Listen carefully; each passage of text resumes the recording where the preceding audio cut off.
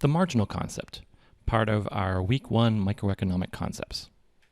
In this video, we will define the concepts of marginal cost, marginal benefit, and lots of other terms that start with the word marginal.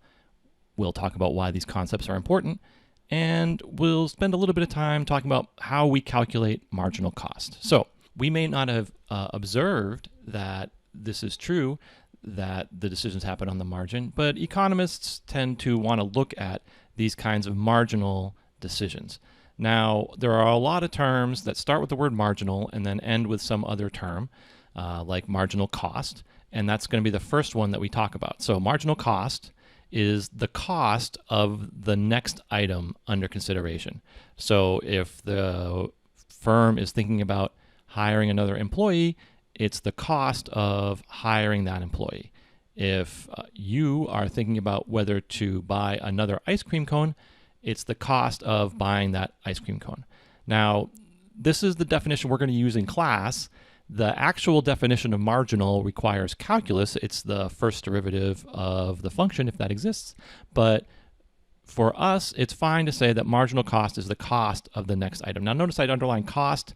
That basically just means that any term can go here. So that's how we're going to define other marginal concepts. So although marginal cost is the cost of the next item, marginal benefit is the benefit of the next item, marginal revenue, marginal willingness to pay, marginal profit, marginal tax rate, and marginal utility. These are all defined the same way. So if it's marginal and then a term, it's the term of the next item, and that's how we're going to define it. So we're going to use several of these different marginal concepts, and the idea is that's going to be analyzing the next unit that is under consideration.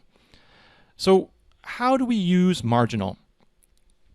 We can show an example of this by comparing marginal cost to average cost. And a quick math review.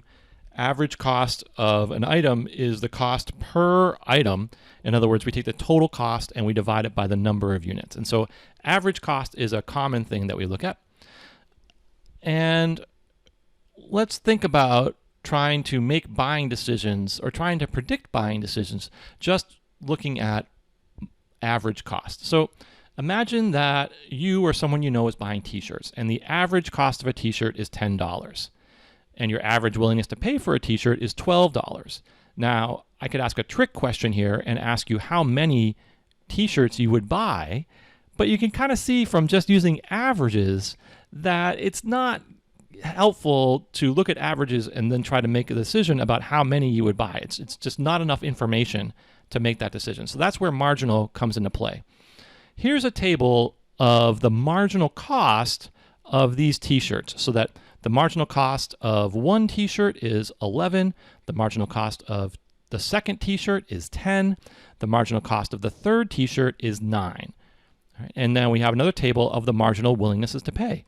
So for the first t-shirt, the marginal willingness to pay is 18. For the second t-shirt, the marginal willingness to pay is 12. And for the third t-shirt, the marginal willingness to pay is 6. Now that we have the marginal cost and the marginal willingness to pay, now we have it on the same table and we can see how this is going to help us with these decisions. Now notice that for the first t-shirt and the second t-shirt, the marginal willingness to pay is higher than the marginal cost. But for the third t-shirt, that's reversed. The marginal cost is higher than the marginal willingness to pay.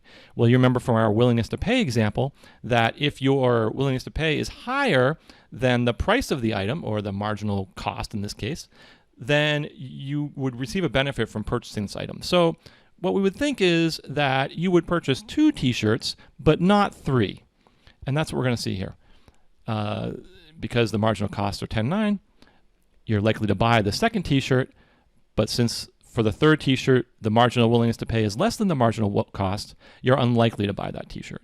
So this is an example of how the marginal concept can help us determine and predict buying decisions for consumers and organizations and firms. Here's another example.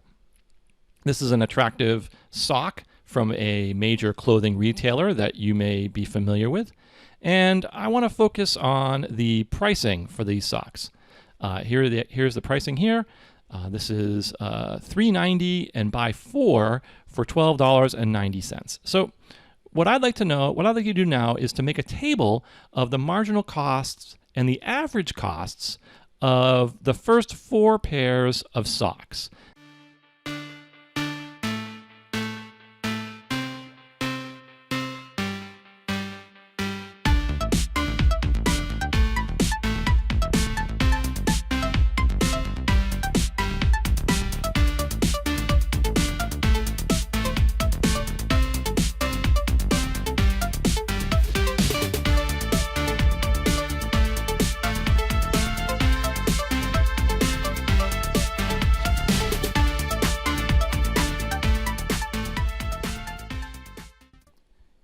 Here's the table of marginal and average costs for these first 4 pairs of socks. And you notice that the big difference here is that the marginal cost of the 4th pair of socks is only $1.20.